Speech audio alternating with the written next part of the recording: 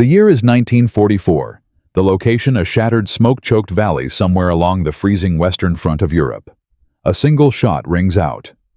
A high-velocity 7.92mm round, fired from a concealed German Mauser sniper rifle, tears through the cold winter air at over 2,500 feet per second.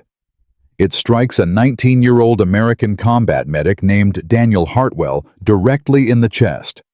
Daniel was not holding a weapon. He was holding a bloody bandage kneeling in the freezing mud, desperately trying to stop the femoral artery bleed of a screaming American rifleman whose leg had just been shredded by mortar shrapnel. The Red Cross painted on his helmet was clearly visible. The white armband on his sleeve was unmistakable. And yet the SS sniper hidden 300 yards away in the rubble of a bombed-out farmhouse had pulled the trigger anyway. Daniel, a quiet boy who just 18 months earlier had been stocking shelves at a small grocery store in rural Ohio, collapsed face first into the mud. He was dead before his body hit the ground. Don't forget to hit like, subscribe, and turn on notifications so you never miss our next gripping video. Join us as we uncover more incredible stories, historical events, and inspiring moments from the past.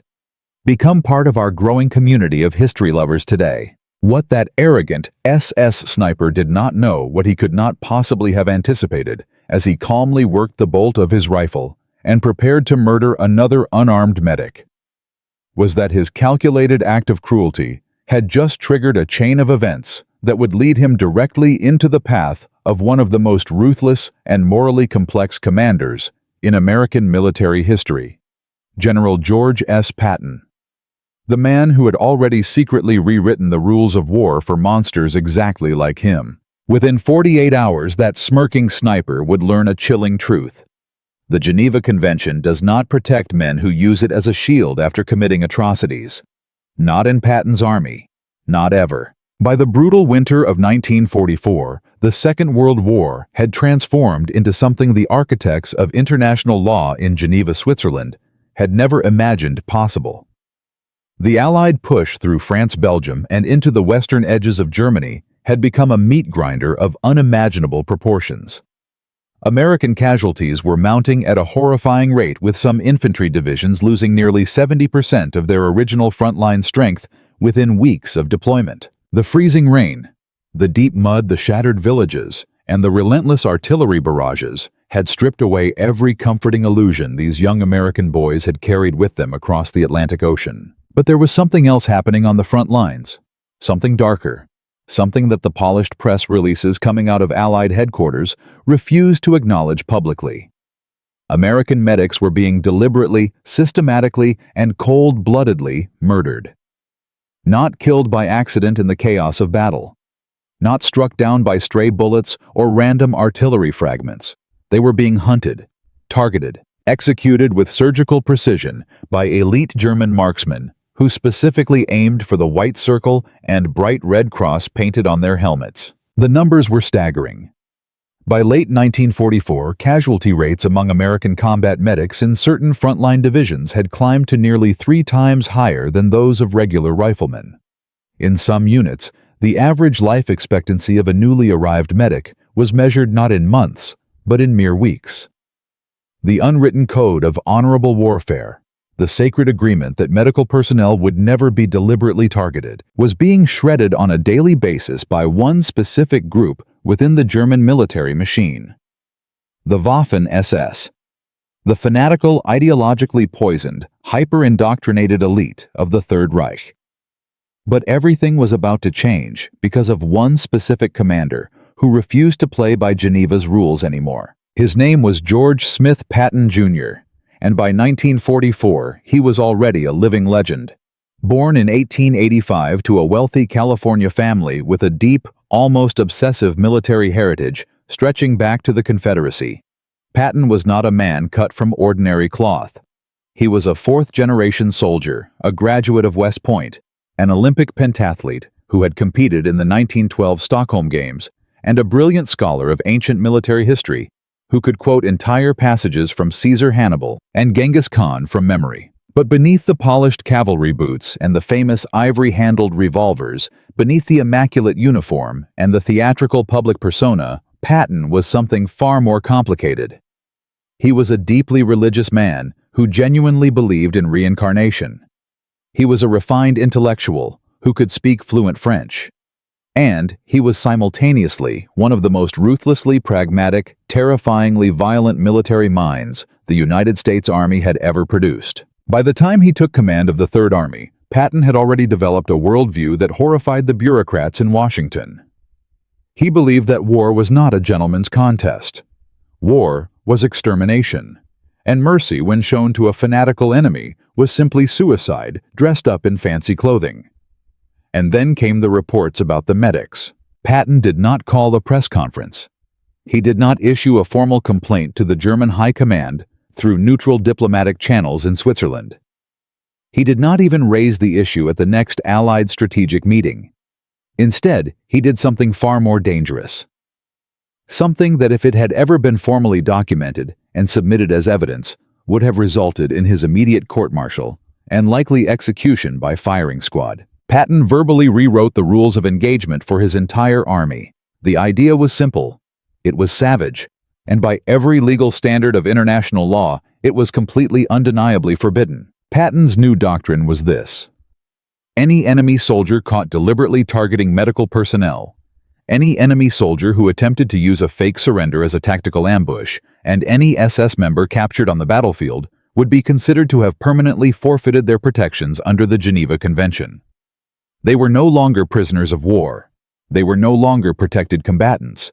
They were, in Patton's own chilling words, rabid dogs that needed to be put down. We do not have to speculate about this. We have his exact documented words from his now infamous speech to the 45th Infantry Division in Sicily, 1943. Patton stood before thousands of nervous young draftees and told them in language so brutal that the United States War Department spent decades trying to suppress the transcripts that they were to give the enemy no quarter under specific circumstances. If the enemy targeted their medics, Patton commanded those soldiers were not to be brought back as prisoners. The implication was absolutely unmistakable. When his subordinate officers heard this directive, they were horrified. Several senior commanders privately approached Patton and warned him that what he was suggesting was a clear violation of international law. Patton's response, recorded in multiple memoirs of officers who served directly under him, was a cold, dismissive smirk. He told them that the lawyers in Geneva had never bled in the mud, never carried a wounded brother through machine gun fire, and never watched a medic die with bandages still clutched in his hands. They did not get to write the rules anymore. He did. And these young men listening to him absolutely had no idea that this single decision would save thousands of American lives in the months to come. The first major test of Patton's shadow doctrine came during the brutal fighting in Sicily in July of 1943. American forces exhausted, demoralized, and sickened by repeated incidents of German and Italian troops faking surrender only to open fire on approaching American patrols finally snapped. At an airfield near the small town of Biscari, a sergeant from the 45th Infantry Division, a man named Horace West, captured 37 enemy prisoners. Witnesses later testified that West, his mind shattered by days of relentless combat and his ears still ringing with Patton's explicit speech, marched these prisoners off the main road, lined them up against a low stone wall, and methodically executed every single one of them with sustained bursts from a Thompson submachine gun. When Allied investigators arrived to document the scene, they found a horrific tableau. 37 bodies, hundreds of expended .45 caliber casings, and a sergeant who showed absolutely no remorse for what he had done. The reports went screaming up the chain of command. General Omar Bradley, a man who strictly adhered to the formal regulations of military law and who would later become chairman of the Joint Chiefs of Staff, demanded an immediate investigation, a public court-martial, and harsh punishment. He believed that without strict accountability, the entire moral foundation of the American war effort would collapse. The political fallout, Bradley argued, could potentially destroy public support for the war back home. Patton listened to Bradley's furious arguments, and then he completely ignored them. The numbers from these early operations were astonishing. Following Patton's unwritten doctrine, deliberate targeting of American medics by SS units in sectors patrolled by Third Army troops dropped by an estimated 60% within just a few months. Word had begun to spread even through the rigidly controlled German propaganda apparatus that American troops in Patton's sector did not take SS prisoners. The fanatical bravado of the elite German units began to crack. Some SS soldiers, when faced with surrounded positions, started removing their distinctive collar tabs and unit insignia, desperately trying to pass themselves off as regular Wehrmacht infantry. The shield they had once used to terrorize others had been shattered. Back in that shattered European valley, the SS sniper who had murdered young Daniel Hartwell still did not know any of this. He was still smirking, still demanding his rights, still confident that the educated democratic Americans would honor the laws he himself had just brutally violated. The American sergeant standing over him, a hardened veteran whose own brother had been killed by an SS ambush 3 weeks earlier, simply nodded slowly. He gestured to two of his largest privates, and he gave a quiet, calm order that the sniper believed was his salvation. He told the Germans they would be personally escorting him to the rear holding facility. The sniper smiled victoriously. He had won, or so he believed. But what neither the sniper nor the bureaucrats in Geneva, nor even General Bradley himself fully understood, was that the holding facility was 5 miles to the west, and the two American privates were already beginning to march this arrogant SS killer in the exact opposite direction, toward a dense freezing pine forest 3 miles to the east, a forest from which only 2 of the 3 men would emerge alive. In part 2, we will follow that long, silent walk into the trees. We will uncover the chilling cover-up that General Patton personally engineered to protect his men from prosecution, the desperate attempts by Allied investigators to expose the truth, and the moment when Patton finally came face to face with the consequences of the dark moral bargain he had made.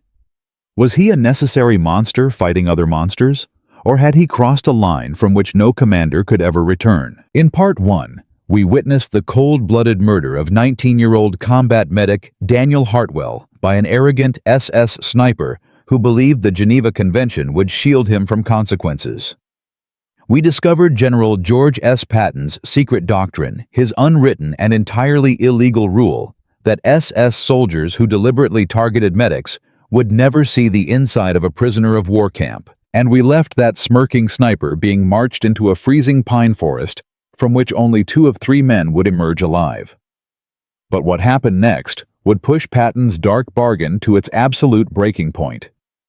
Because someone within the Allied command structure had finally noticed the disturbing pattern.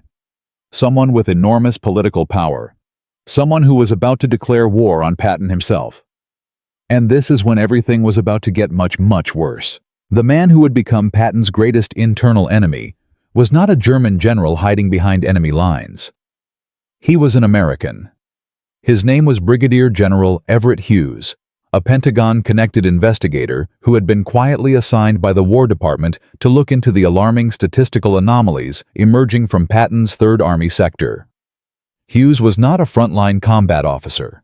He was a bureaucratic operator, a man whose entire career had been built on regulations paperwork and strict adherence to military law. And what he was seeing in the after-action reports made his blood run absolutely cold. The numbers were impossible to ignore. In Third Army sectors, the documented capture rate of SS soldiers was roughly 40% lower than in neighboring Allied units, commanded by other American and British generals. Even more disturbing, the official combat death rate among captured SS prisoners while in transit to rear holding facilities was in Patton's sectors more than triple the average across the entire European theater of operations. The pattern was undeniable. SS soldiers were being captured, and then somewhere along the muddy roads leading back to the prisoner of war camps, they were simply vanishing into thin air. In late November of 1944, Hughes traveled directly to Patton's forward command post in Nancy, France. The meeting that followed was reconstructed years later from the memoirs of 2 staff officers who were present in the adjoining room. Hughes laid the statistical reports across Patton's mahogany desk. He demanded an explanation. He warned Patton that if these patterns continued, formal charges would be filed.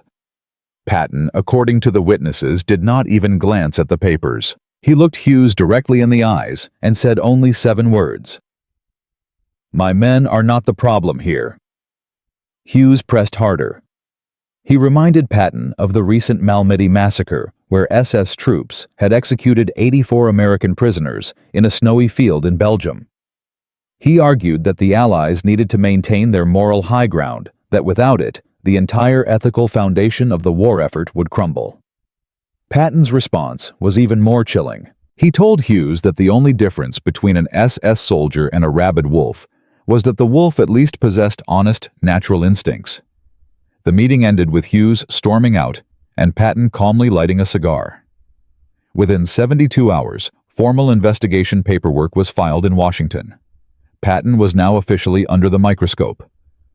But what Hughes did not know was that Patton had already found an unexpected ally, one whose name would soon shake the foundations of the Pentagon itself. That ally was a 38-year-old Army lawyer named Colonel Charles Codman, who served as one of Patton's senior aides.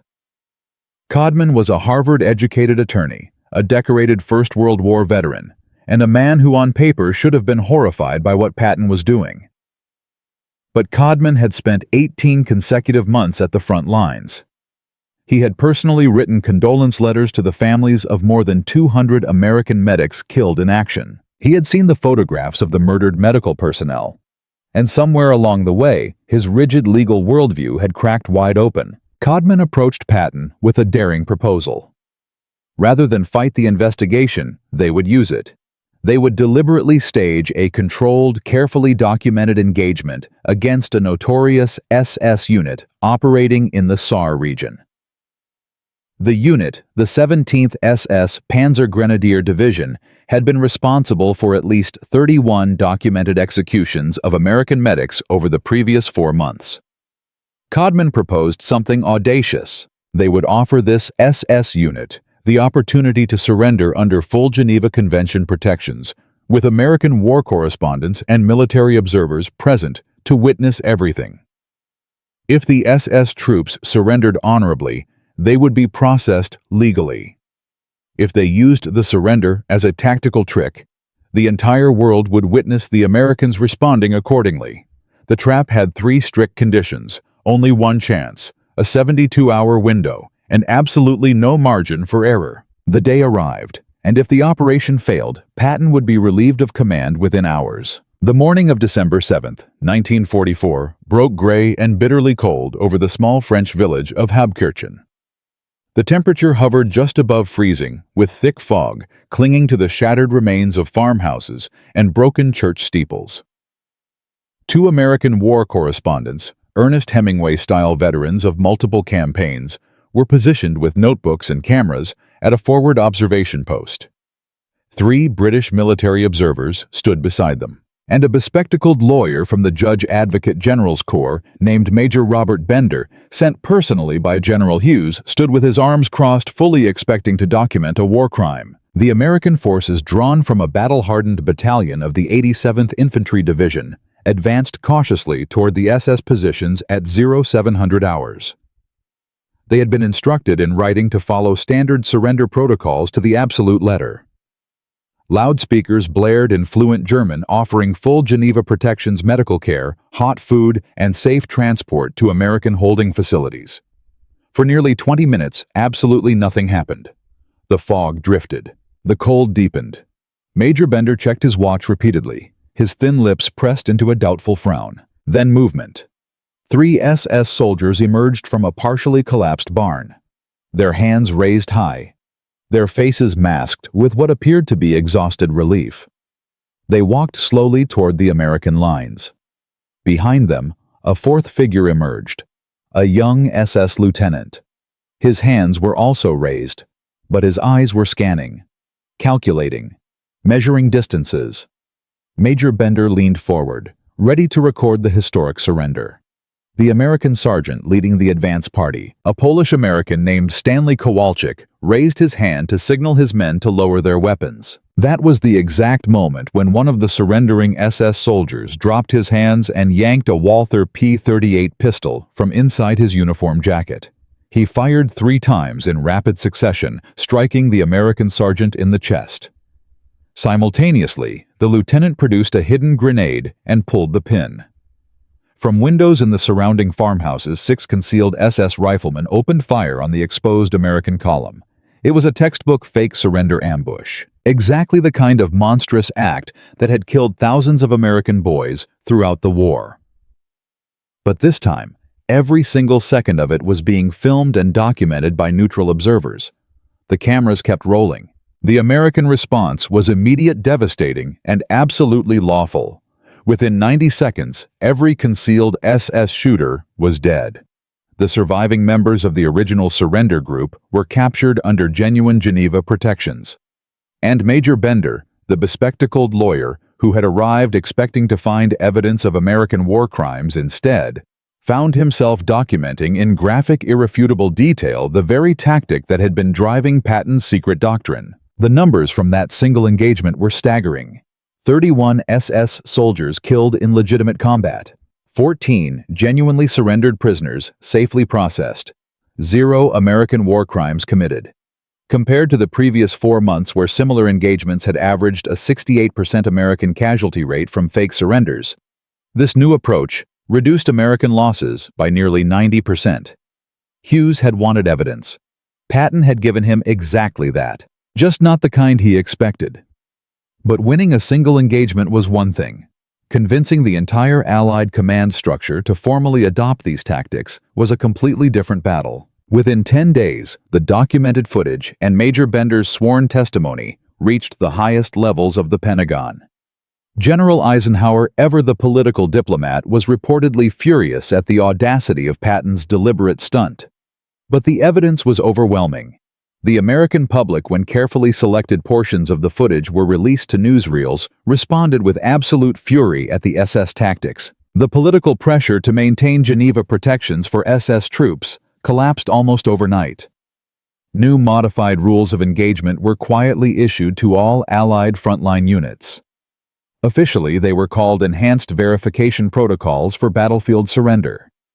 Unofficially, throughout the Third Army, the men simply called them Patton's Rules. But implementing these new protocols across an army of millions presented enormous logistical nightmares. New training films had to be produced and distributed. Combat units had to be re-educated in distinguishing genuine surrenders from tactical traps. Junior officers, many of whom had spent 2 years drilling on traditional Geneva procedures, resisted the changes. Some flat out refused to implement them.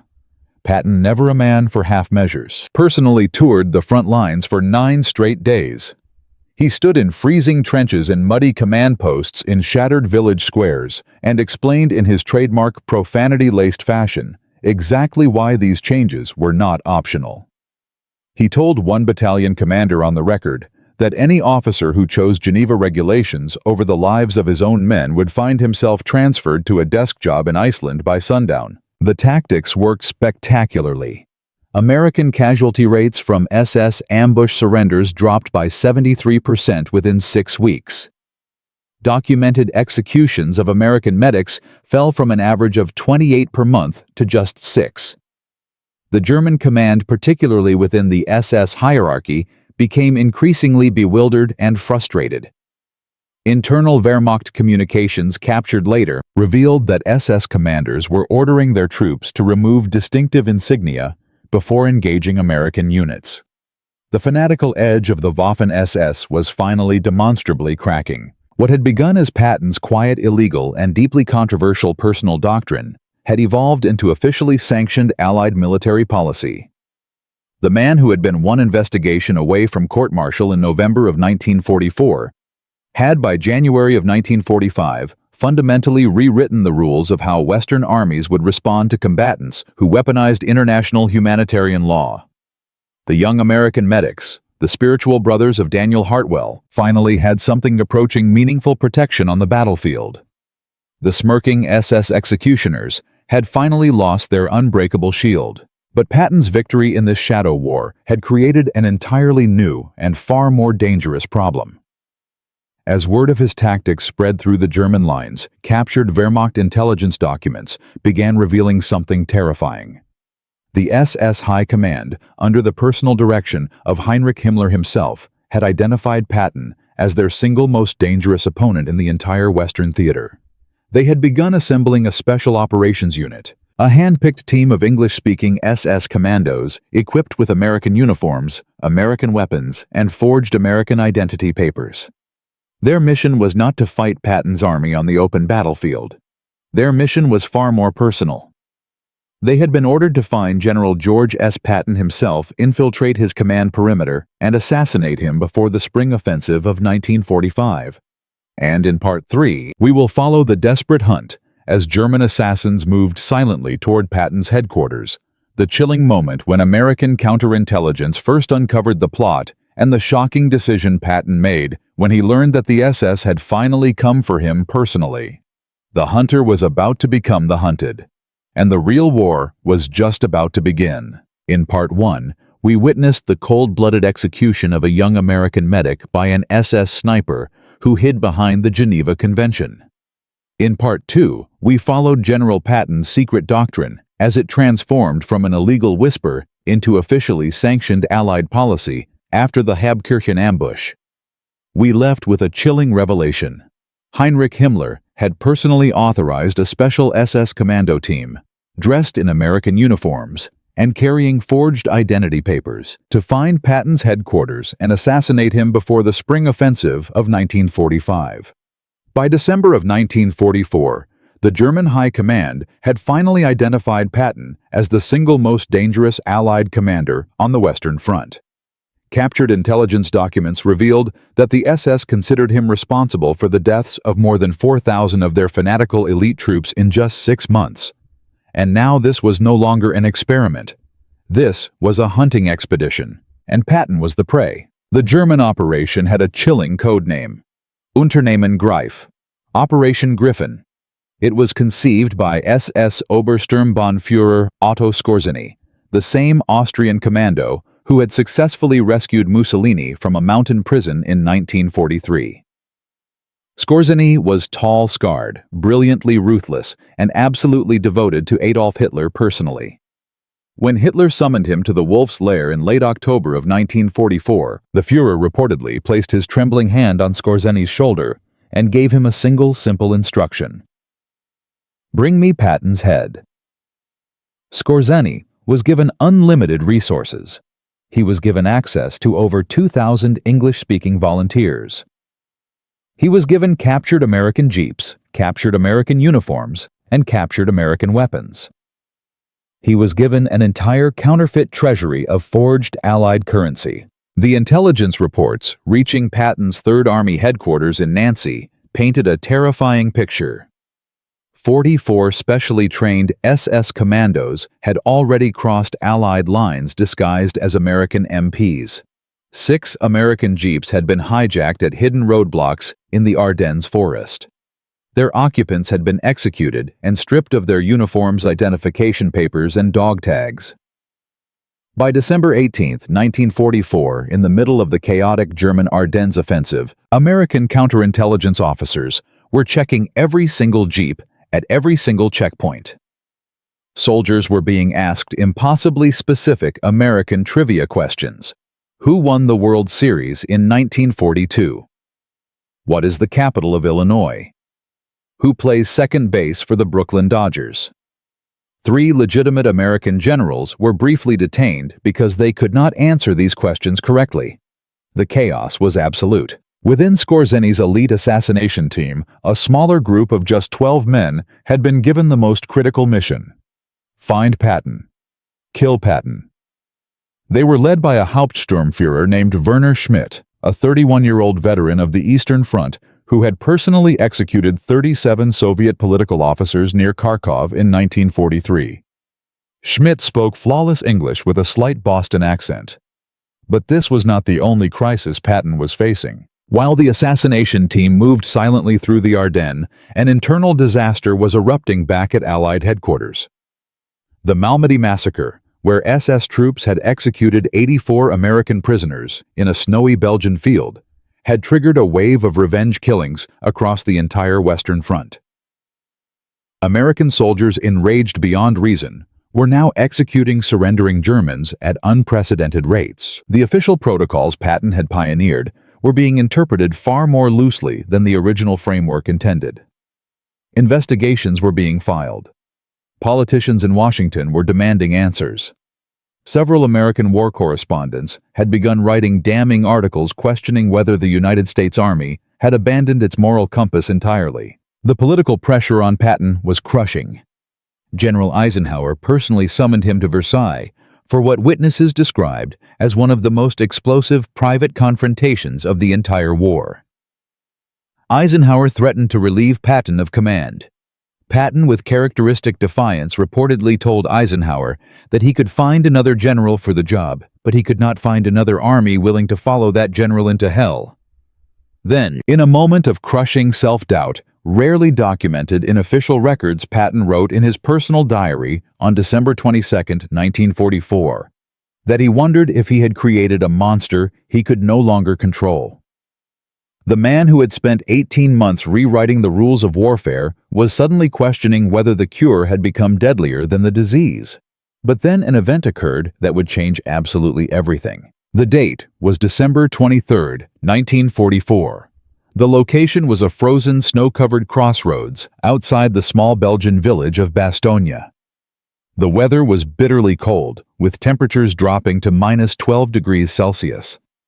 The famous American 101st Airborne Division was completely surrounded by overwhelming German forces. Their commander, Brigadier General Anthony McAuliffe, had just delivered his now immortal one-word response to a German surrender demand. Nuts. Patton's Third Army had been ordered to break through the German encirclement and rescue the trapped paratroopers. It was considered logistically impossible. The Third Army would need to disengage from active combat in one sector, pivot 90 degrees, and march 100 miles north through blizzard conditions in less than 72 hours. Patton had promised Eisenhower he could do it in 48. At 0400 hours on December 23rd, the lead elements of the 4th Armored Division began their desperate push toward Bastogne. The cold was murderous. Engines froze. Fuel lines crystallized. Soldiers' fingers blackened with frostbite. But the Sherman tanks rolled forward. They smashed through 3 German blocking positions in the first 6 hours alone. They captured 87 prisoners. They destroyed 9 German Panzer IV tanks. The advance was relentless. At the village of Chaumont, the Americans encountered fierce resistance from elements of the 5th Fallschirmjäger Division. The fighting was brutal hand-to-hand in the rubble of shattered farmhouses. American casualties mounted rapidly. 65 men killed in just 3 hours. But the line held. The advance continued. Then came the moment that would define the entire operation. At approximately 1400 hours, on December 26th, the lead Sherman tank of Lieutenant Charles Bogus from C Company 37th Tank Battalion made contact with the perimeter pickets of the 101st Airborne. The siege of Bastogne was broken. McAuliffe's paratroopers, who had been holding against impossible odds for over a week, finally heard the sound of friendly American armor. The relief was indescribable. Witnesses described grown men weeping openly in the snow. But the breakthrough had revealed something else, something the Germans had not anticipated. During the ferocious push, North American counterintelligence had quietly intercepted a German radio transmission. The transmission contained coordinates for a planned ambush location targeting Patton's personal command convoy. The location was a small wooded crossroads near the village of Habe-la-Vieille. The ambush was scheduled for December 27th. The day Patton was expected to personally inspect the relief of Bastogne, Schmidt and his 11 SS commandos were already in position, hidden in a captured American military police checkpoint, armed with explosives. German MP-40 submachine guns concealed under stolen American greatcoats and a single Panzerfaust anti-tank rocket. They were waiting for Patton's 3-vehicle convoy to slow down at the checkpoint. They had calculated that they would have approximately 14 seconds to kill him. But Patton had been warned. American counterintelligence had cracked the German encryption 48 hours earlier. Instead of canceling the inspection, Patton made a decision that revealed everything about his character. He approved a counter-ambush operation. He would personally drive through the checkpoint as bait. 3 armored vehicles hidden in the surrounding tree line were positioned with 50 caliber machine guns and anti-tank weapons. 42 American soldiers, all hand-picked veterans, were concealed in foxholes covered with snow. At 11:43 hours, Patton's convoy approached the false checkpoint. Schmidt and his men, dressed perfectly as American MPs, signaled the convoy to slow. Patton, riding in the lead jeep, casually returned the salute. Then he gave the prearranged signal, a single hand gesture. The hidden American forces opened fire from 3 sides simultaneously. The fight lasted 97 seconds. 11 of the 12 SS commandos were killed instantly. Schmidt himself was wounded twice, but managed to detonate his suicide grenade rather than be captured. The single survivor, a 24-year-old Sturmman named Klaus Müller, was taken prisoner. Under intense interrogation, he revealed the full scope of Operation Griffin. The German plan to assassinate Patton had failed completely, and news of this victory spread through Allied lines like wildfire. The strategic implications were enormous. Within 72 hours of the failed assassination, Allied counterintelligence had rolled up nearly 2/3 of Skorzeny's commando network. 387 SS infiltrators were captured across the Western Front. 46 were executed after summary military tribunals confirmed they had been captured wearing American uniforms. The remainder were sent to specially designated maximum security holding facilities. Skorzeny's grand operation had collapsed completely. Patton's forces, meanwhile, continued their relentless advance. By January 15th of 1945, Third Army units had inflicted over 20,000 German casualties since the beginning of the Bastogne relief operation. American casualty rates had been reduced by an estimated 38% compared to similar operations in the previous summer. The combination of Patton's enhanced engagement protocols and the rapid intelligence response had fundamentally changed how American forces operated in close combat. The German military reaction was one of absolute strategic despair.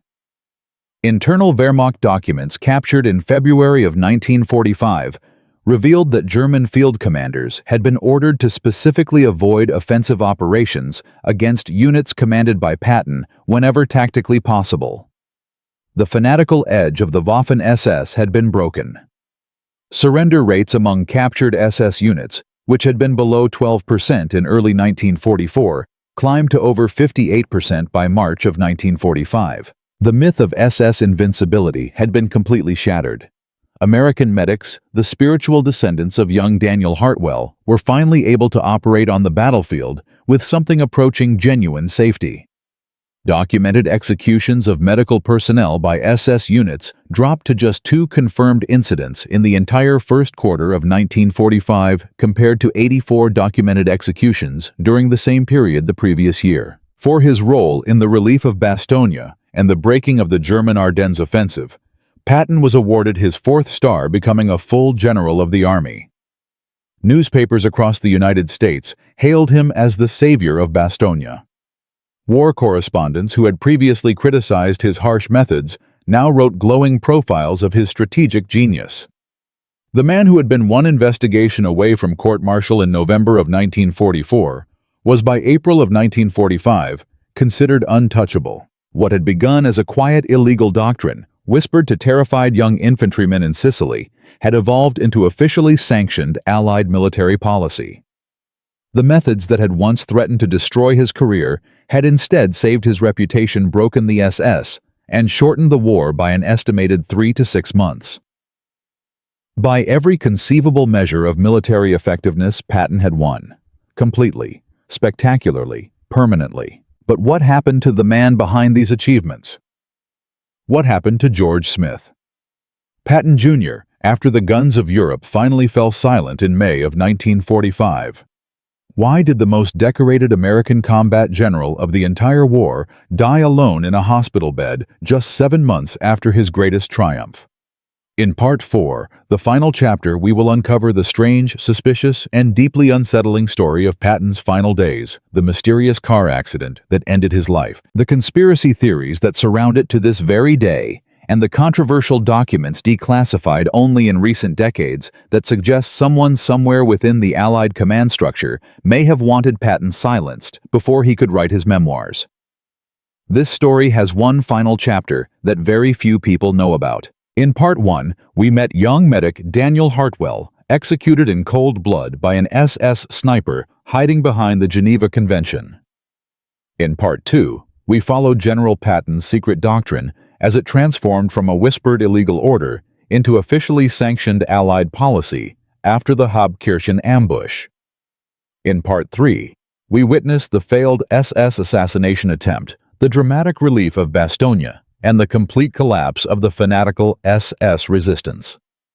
We left with a haunting question. What happened to the man behind these achievements? Because the story has one final twist that almost no one expects.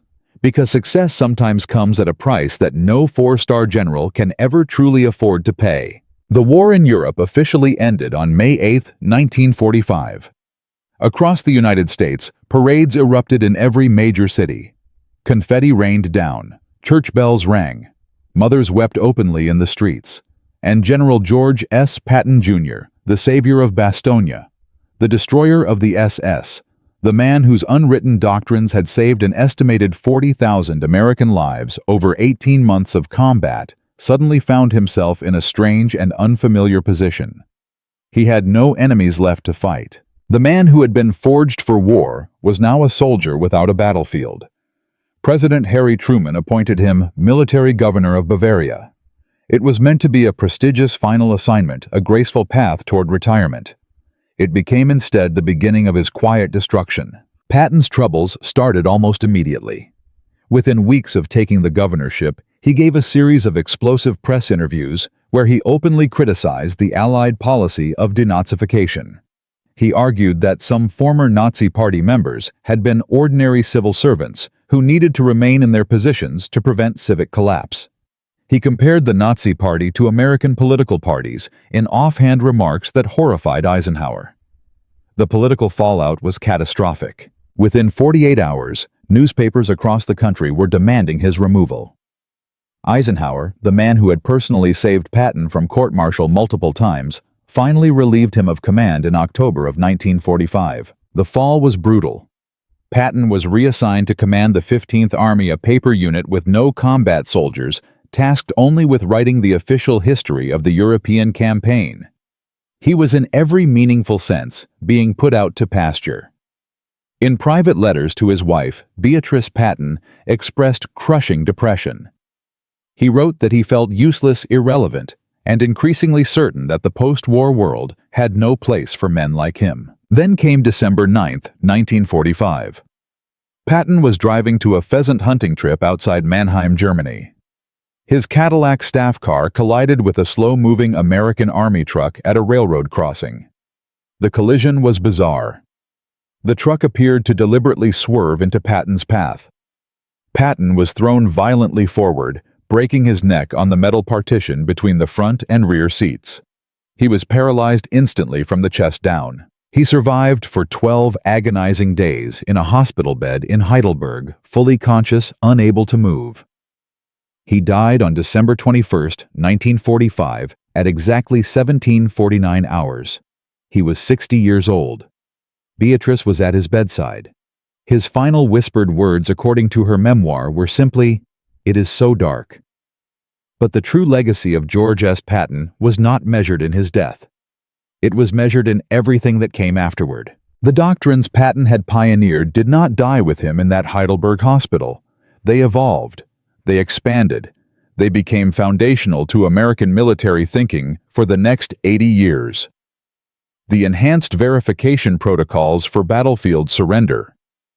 Those quiet rules, whispered into existence after the Hauptkirchen ambush, were formally codified into United States Army Field Manual 27-10 in 1956.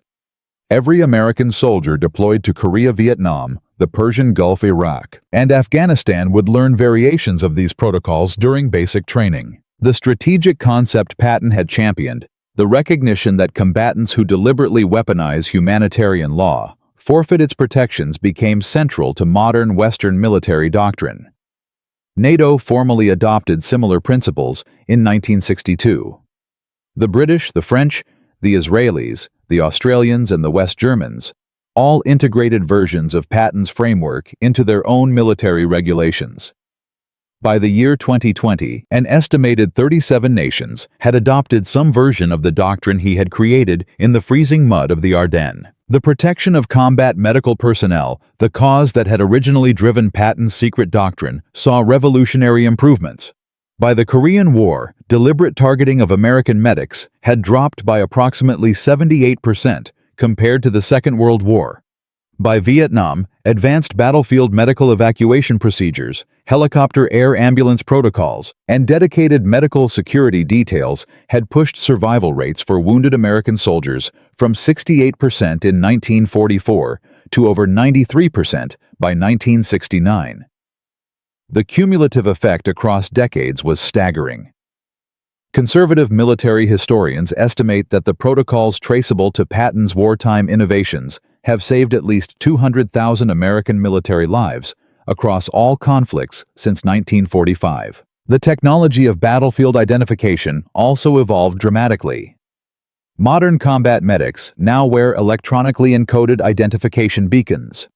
Battlefield surveillance drones can identify medical personnel from above and flag suspicious targeting attempts in real time. Even artificial intelligence systems used in modern military planning incorporate ethical frameworks that trace their philosophical lineage directly back to the moral debates Patton ignited in 1944. The Israeli Defense Forces in particular developed extensive variations of these doctrines during their conflicts in the 1970s and 1980s. But the greatest lesson was not technical. It was something far deeper. What Patton truly demonstrated was a profound and uncomfortable truth about modern warfare. He showed that institutions, particularly large bureaucratic institutions, will almost always prioritize their own legal and political comfort over the lives of the men they send to die. The lawyers in Geneva, who drafted the original conventions, had never bled in mud. The politicians who debated rules of engagement had never carried wounded brothers through machine gun fire. Patton refused to accept that abstract legal frameworks should be allowed to murder his soldiers through institutional cowardice. His example echoed across decades. Other military innovators faced similar institutional resistance throughout history. Brigadier General Billy Mitchell was court-martialed in 1925 for arguing that aircraft would dominate future warfare. He was proven correct 20 years later. Admiral Hyman Rickover faced relentless bureaucratic opposition before forcing the United States Navy to adopt nuclear propulsion. Colonel John Boyd was repeatedly passed over for promotion because his fighter pilot theories challenged Air Force orthodoxy. His OODA loop concept eventually became foundational to American military doctrine. Patton stood in this same lineage, the lineage of men who refused to let bureaucracy kill their soldiers. The lesson extends far beyond military life. Every major innovation in modern history, from the development of the personal computer to the creation of mRNA vaccines, has faced fierce institutional resistance. The pattern is universal. Bold ideas threaten established systems.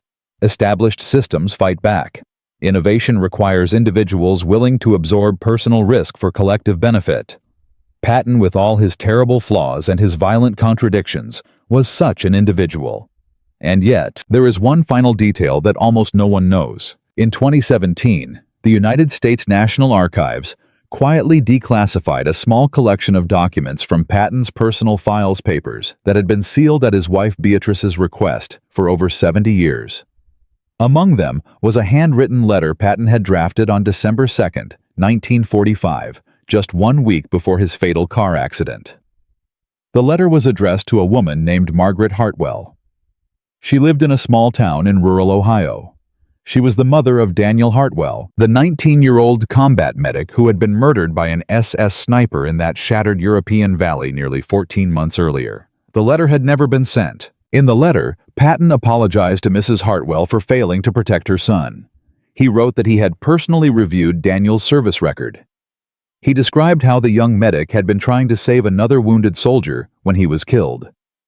He explained in carefully chosen words that revealed everything about his moral struggles, that he had spent the last 18 months of the war trying to ensure that no other mother would receive the news that Margaret Hartwell had received. He wrote that if he had succeeded in any small way, it was because of soldiers like her son. The letter concluded with a single handwritten line that historians have spent years trying to decode.